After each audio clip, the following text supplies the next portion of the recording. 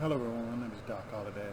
I wanted to come on here and talk a little bit about the end of the eviction moratorium that is set to expire here in 7 hours.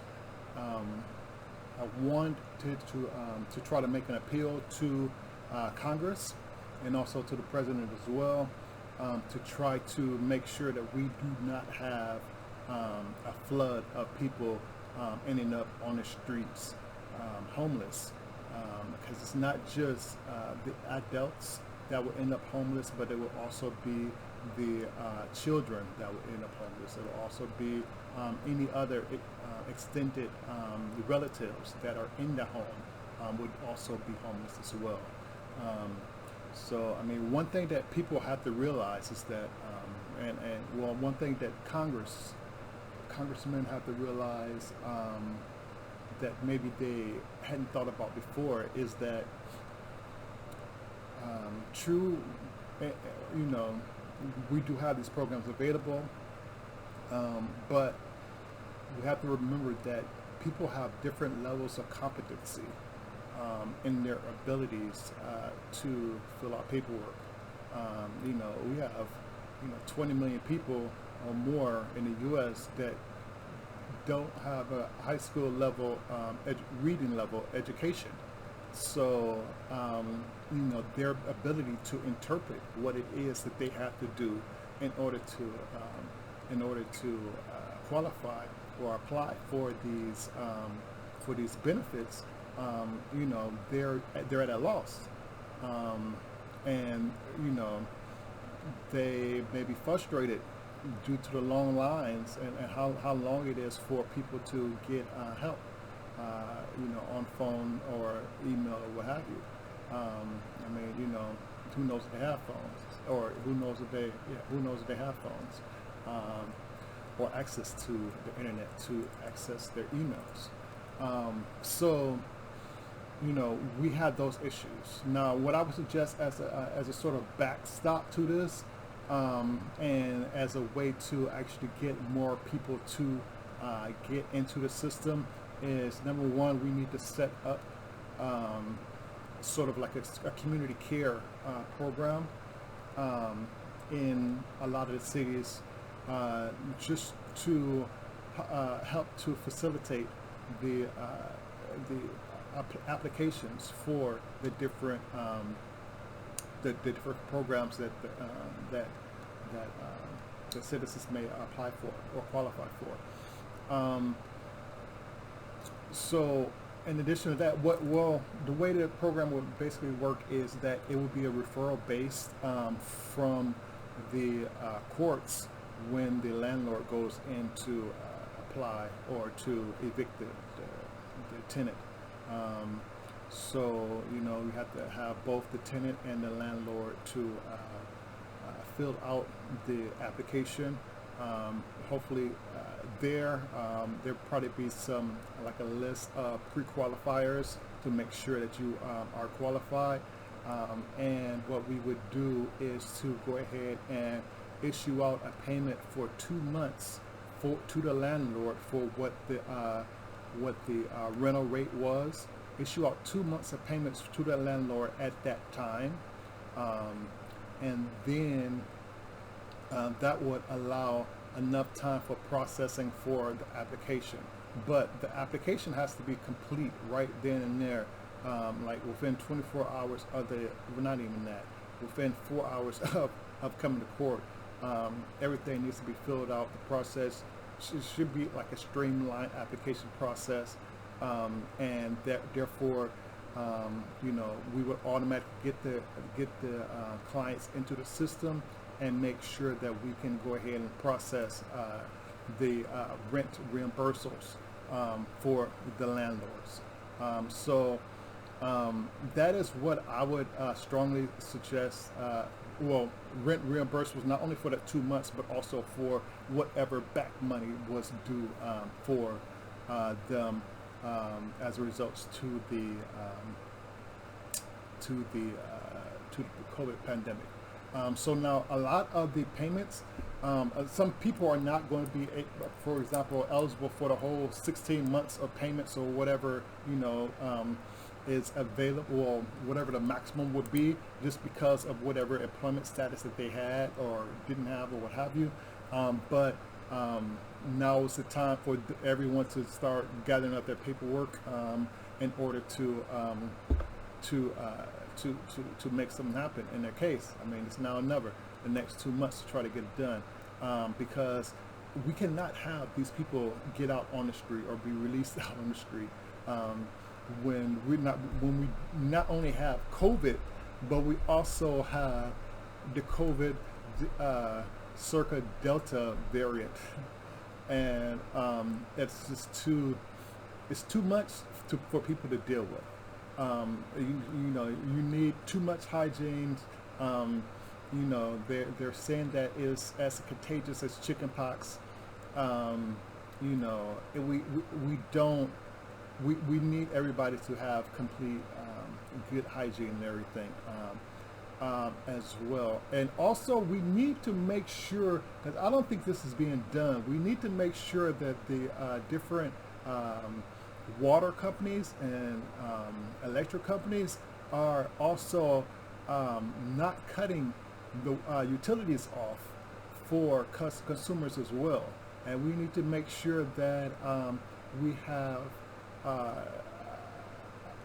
again that community outreach program to help consumers to apply for the grants and everything to help to pay for the water bills and electric bills as their need.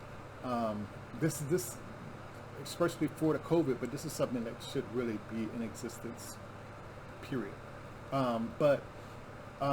Yeah, we need to do that because I have no idea what the numbers are for, but I would assume there'd probably be a good 10 million people that are behind in the rent, and they're going to be evicted out of their homes, and pretty much once they get into the courts, and the judge sign off on it, it's like a 3-day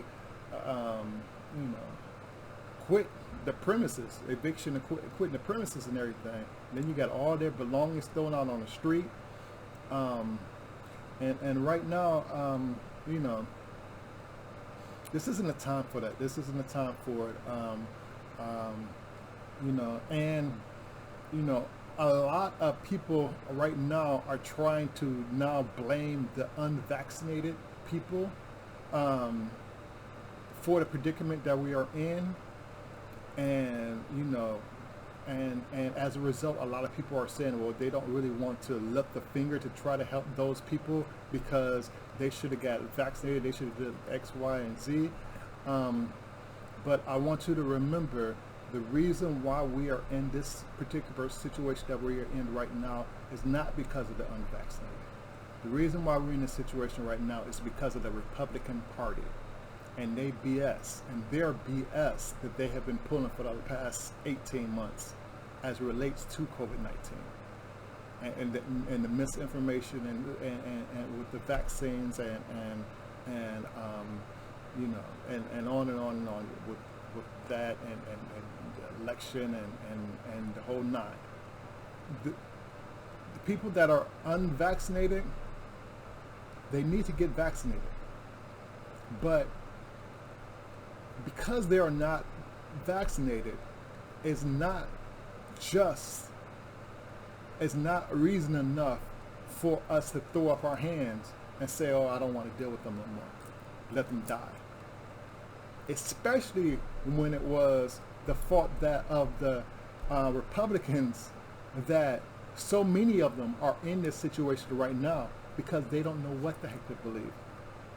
The Republicans and also the people in the how do you call it? The news media as well, because the commentators and everything, they add to a lot of the BS. Well, especially with Fox News, but even with some of the mainstream ones. I mean, ABC, CBS, NBC, a lot of them a lot of them lack the intelligence that is necessary for them to have that type of position. I mean, you talking about like Tom Brokaw and everything. Somebody that was a statesman that really knows, you know, the detriments of the words of which he speaks, and the flippantness of the questioning of the science, and of whether or not we should wear a mask and all this other nonsense. It does such a disservice to our community. And you know, you have to remember, not everybody that's walking around here has a 140 IQ. Not everybody that's walking around here has 120 IQ. You know, we have a lot of people that are missing a couple of eggs in the cart of the dozen. You know, we have a lot of people with disabilities, mental, learning disabilities. They have different disorders, psychological disorders, mental disorders, you know, that would prohibit them from being able to do the things that is necessary for them to take advantage of the true blessing that they are having, that the government is giving them. But we need to do more to help them to get access to the funds. And it's not like we're asking to borrow more money, because we have like 80% or more of the money that's been already allocated by Congress still available to be used. I mean, as you've seen a couple of months ago, the state of California, Governor Newsom, he is actually paying off everybody's past due rent. If California could do it with the Hightail California Hightail, what do you call it? Rental prices that they have out in California real estate. You got LA, San Francisco, Santa Monica, San Diego. Those some high rental rates. Though in that area it isn't like long times of unemployment or whatever. But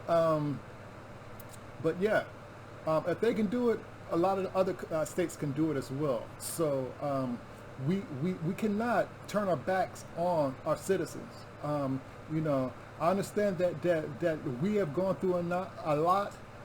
Each of us has gone through a lot, mentally and collectively as a nation. But if we allow these people to go and be homeless, you know, it's really going to drag down our economy really bad, and as far as the psyche, and it's really it's too much to bear for a lot of people, and they have no idea of how bad it truly can get. Being homeless and freaking, you know, 90-degree weather, and you got COVID-19, and you got kids. We have a lot. The nation is dealing with a lot of stress as it is right now. The extra weight of kicking tens of millions of people out on the street is too much. Now remember, we're dealing with only tens of millions. We got 50 states in this country.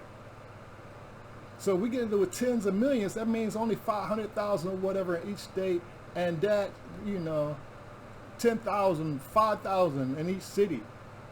You know, it isn't something that's insurmountable that we have to deal with as far as trying to get these people taken care of.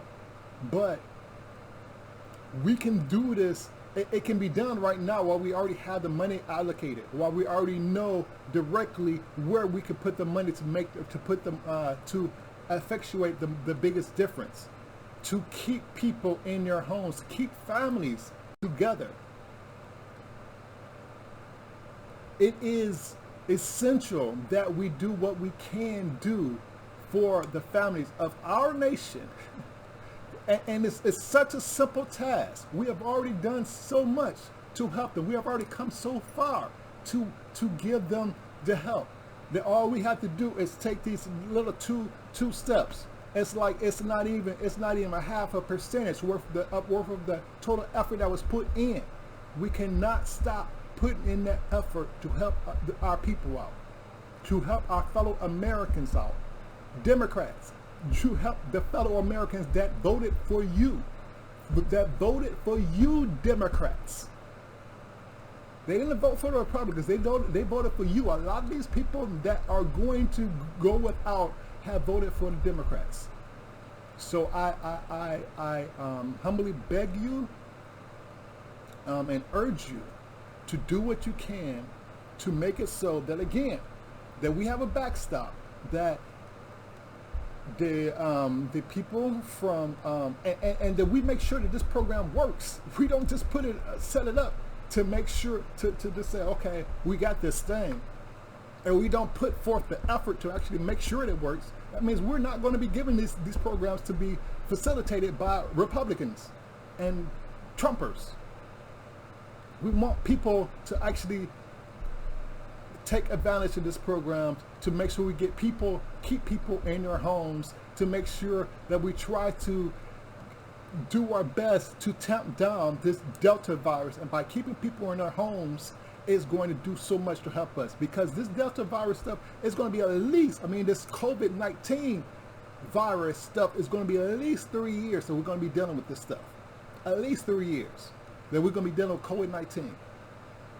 We do not need to have tens of millions of people homeless and dealing with COVID-19 as well.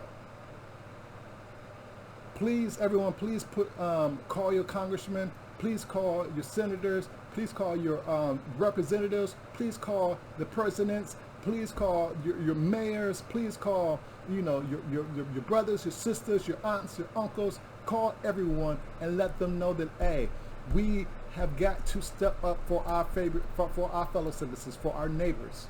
We have got to make sure that Congress does not sleep on this and let so many of our fellow Americans down.